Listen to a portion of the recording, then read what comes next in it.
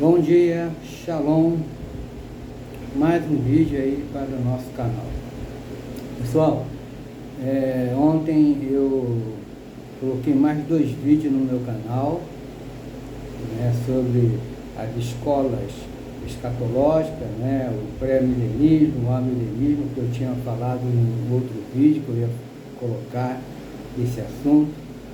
Coloquei também, eu achei muito interessante esse estudo sobre como surgiram, né, melhor dizendo, as denominações, muito interessante também. E esse vídeo vai dar a sequência das igrejas, né, do Apocalipse. Essa é a terceira igreja, a igreja de Pérgamo, e que coisa boa, né, nessa informação da igreja de Pérgamo. A igreja de Pérgamo, ela acaba, né, se contaminando, né, embora que tenha elogios a ela, mas ela acaba se contaminando. E principalmente, né, eu vou falar aqui, quando o imperador, né, Domiciano, deixa eu ver se é Domiciano, não, esqueci, falo tanto nele, nesse imperador, que acabo muitas vezes me esquecendo. É o Constantino, né, de Constantinopla.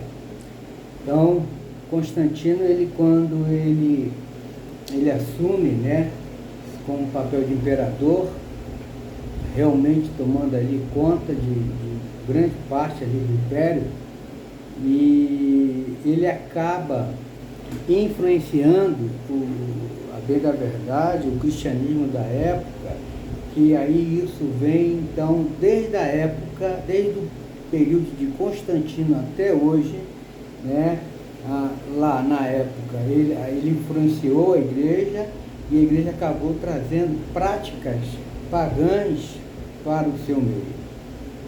Essa é a história que fala, não sou eu que estou falando isso, por conta própria. E hoje, nos dias de hoje, essas práticas continuam. A igreja, ela se corrompeu, isso é fato, né? Você pode concordar comigo ou não, mas a igreja, ela se corrompeu, né? E trazendo práticas pagãs para o seu meio, colocando elementos, né, no culto que se diz ser para o Criador, né, para o Eterno, mas tem coisas que foram inseridas no culto que eu tenho certeza absoluta.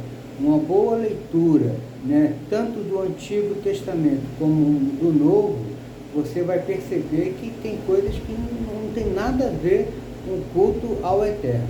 Mas, enfim, né, quem é o Washington para mudar isso?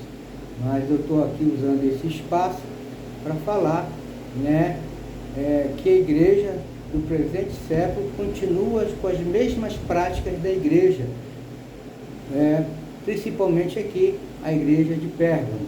E o objetivo, né, de estar trazendo esse conhecimento, eu sei que vocês já sabem, né, de muitas coisas que eu vou falar, que eu tenho falado, mas é bom sempre trazer a memória, né?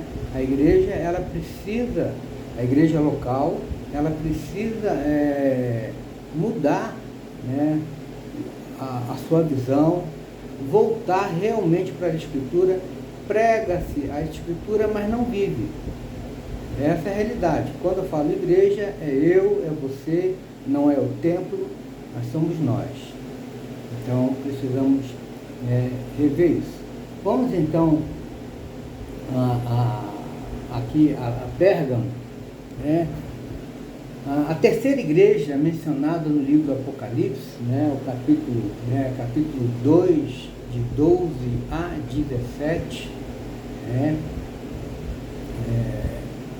É importante que deixa eu fazer essa leitura, né, do livro. Eu vou ler na versão da Bíblia de Jerusalém. Eu gosto dessa versão, embora que é uma Bíblia, vamos dizer assim, um cunho católico, principalmente os seus comentários, mas eu gosto da versão da igreja, da Bíblia de Jerusalém. Então, do capítulo 2, do 12 a 17. Vamos lá.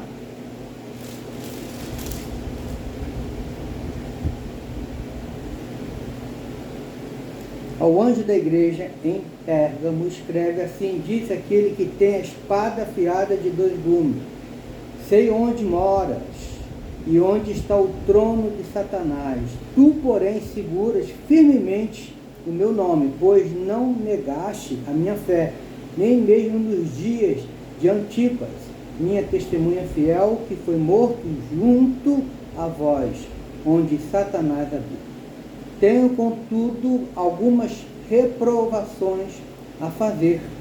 Tens aí pessoas que seguem a doutrina de Balaão, o qual ensinava a Balaque a lançar uma pedra de tropeço aos filhos de Israel, para quem comesse das carnes sacrificadas aos ídolos e se prostituíssem. Do mesmo modo tens também tu, pessoas que seguem a doutrina dos nicolaítas. Converteste, pois, do contrário, virei logo contra ti, para combatê-los com a espada da minha boca. Quem tem ouvidos, ouça o que o Espírito diz às igrejas. Ao vencedor darei do maná escondido, e lhe darei também uma pedrinha branca, uma pedrinha na qual está escrito um nome novo, que ninguém conhece, exceto aquele que o recebe. Como eu já falei das outras vezes, o livro do Apocalipse são linguagens,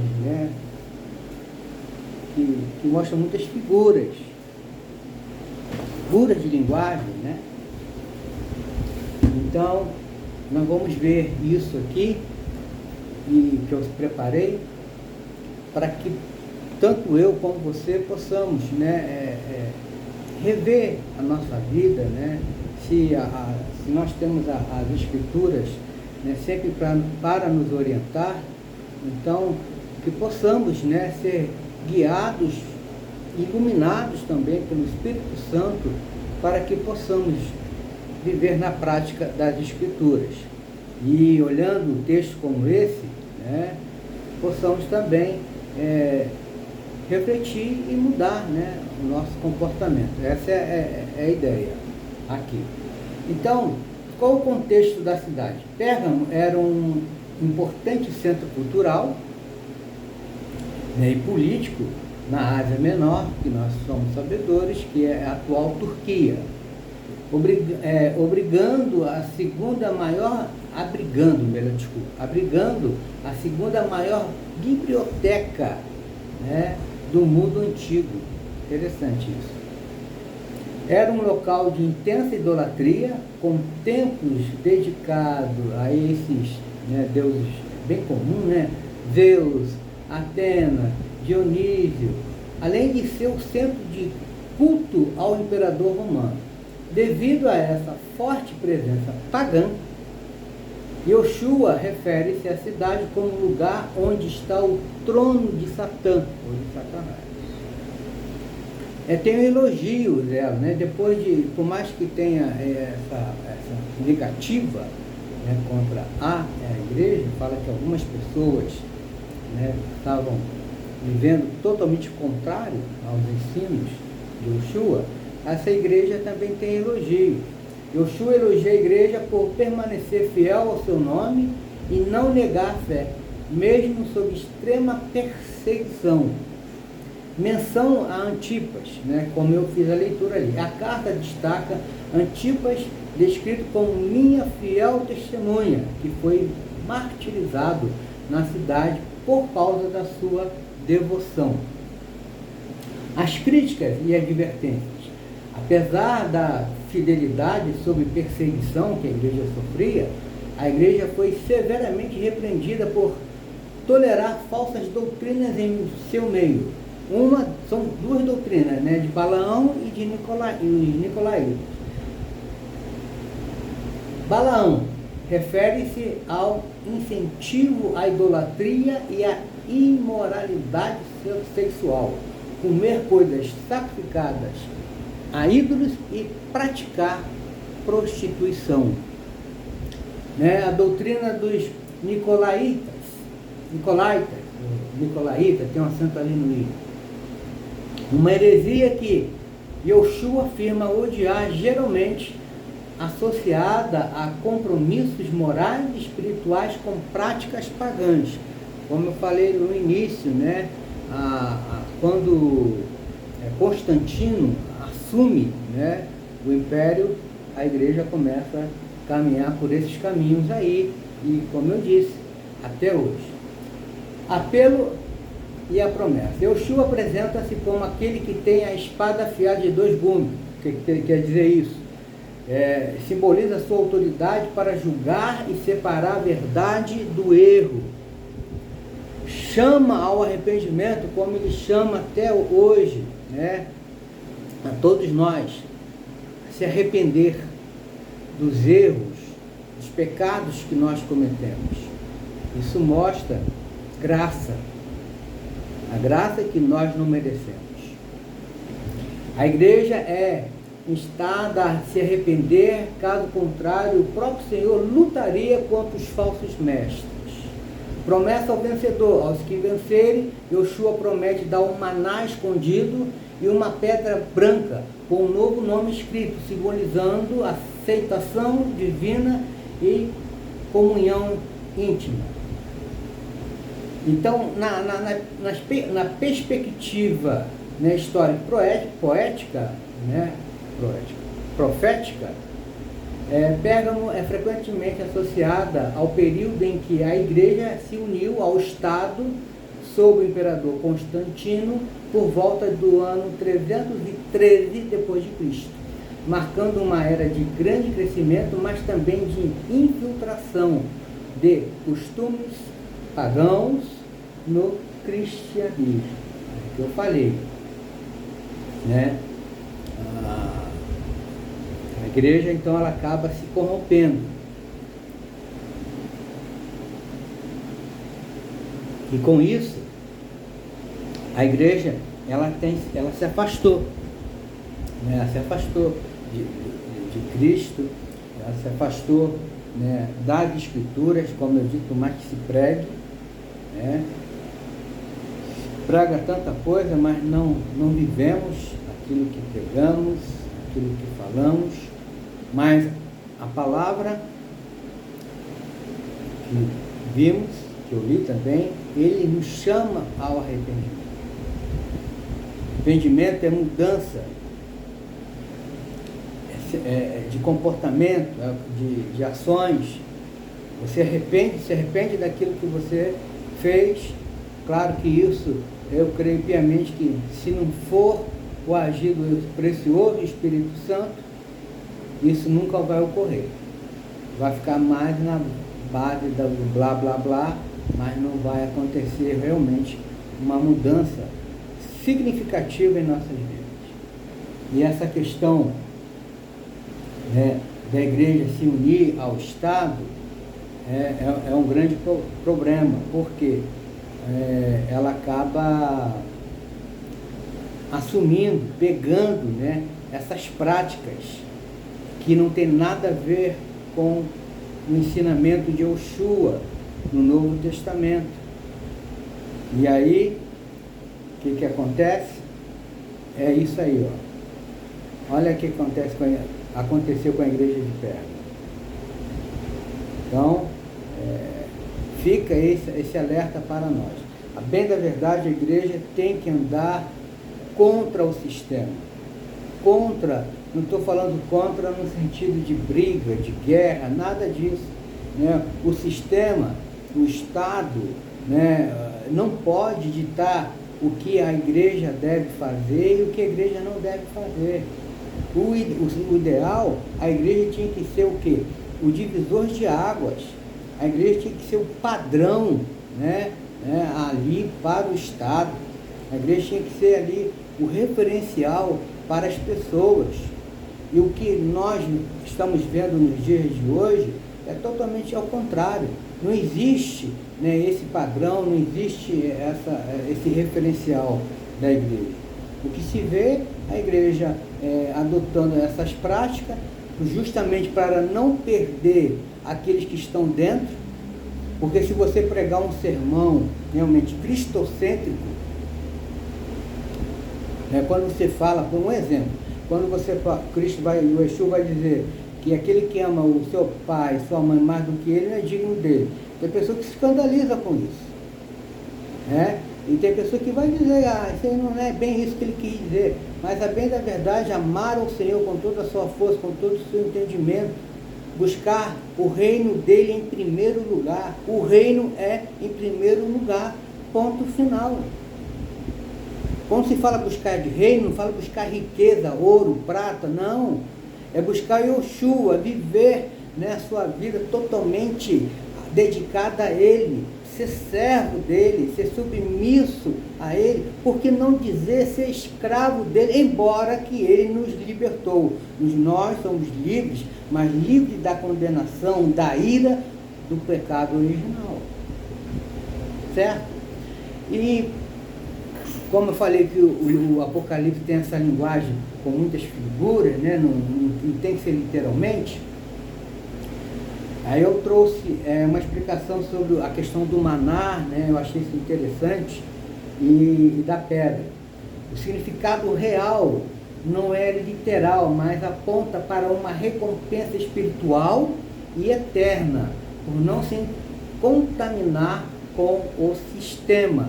Eu sempre falei, pessoas pensam que lá quando o Exu voltar a buscar nós vamos morar num lugar que tem uma casa, que tem ruas de ouro, eu vou ter uma pedra branca com o meu novo nome, né? E, enfim, né? Isso não existe isso. Né? Eu pensava assim, mas não existe. Lembrando que o nosso corpo ele será transformado, um corpo glorificado, não mais carne, não mais sangue. E esse corpo glorificado não necessita de cama, de cadeira e nem de comer.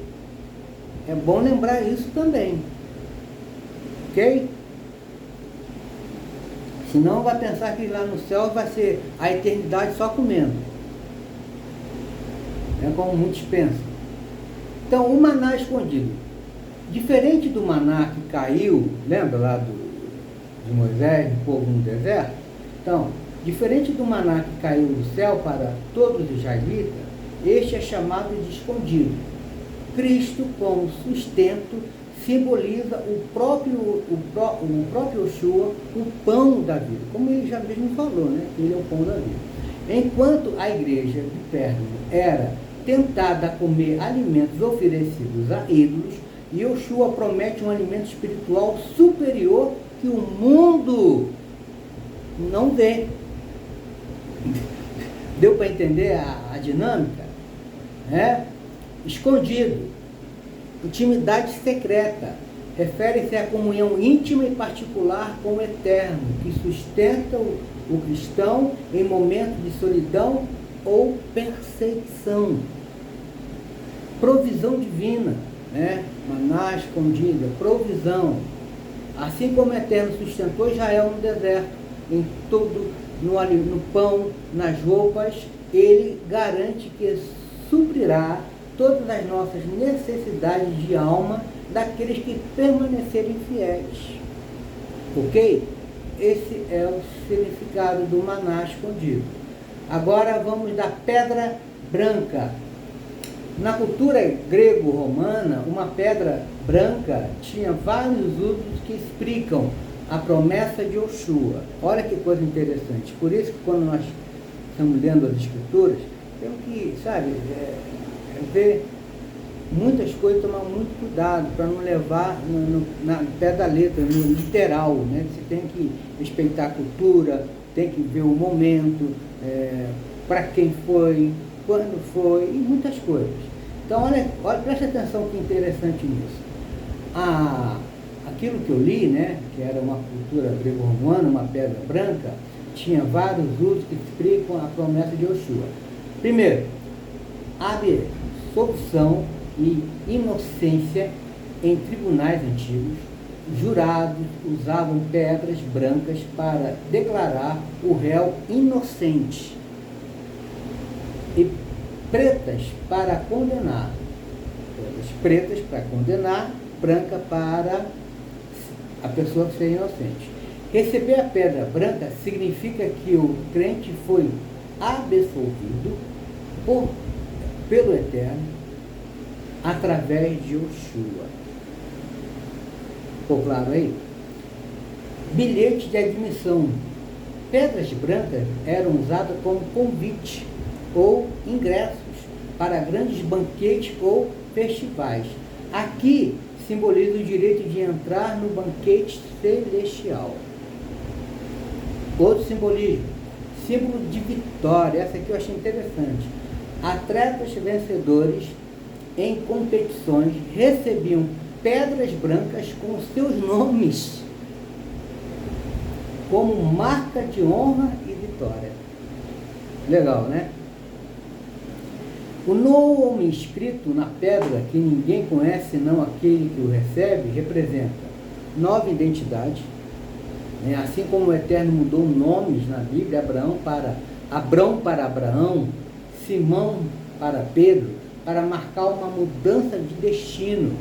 O novo nome simboliza a transformação completa do crente em Yoshua. Pelo relacionamento pessoal, indica um vínculo de amor exclusivamente com o Eterno, tão profundo que é incompreensível para quem está fora dele. Isso aí está dentro da pedra branca com um novo nome. Relacionamento pessoal e agora aceitação divina é a afirmação que você pertence ao Eterno, ele conhece sua verdadeira essência, independentemente de como o mundo o rotulou. Então, em resumo, tanto o maná como a pedra, ele tem esses significados importantes para a nossa vida. Tanto maná como pedra não é nada literal, é simplesmente algo que simboliza, e eu acabei explicando qual o simbolismo de cada um desses elementos. Terminando, em resumo, enquanto o mundo em Pérgamo oferecia prazeres temporários em nomes honrados por ídolos, Yoshua prometia sustento espiritual, perdão total e uma identidade eterna e gloriosa, tanto para aquela igreja como para nós também nos dias de hoje. Então, meu amigo, meu irmão, não deixe ser contaminado por esse sistema, nem eu, nem você, porque o Yoshua tem algo melhor, duradouro e eterno para todos nós. Até a próxima. Shalom.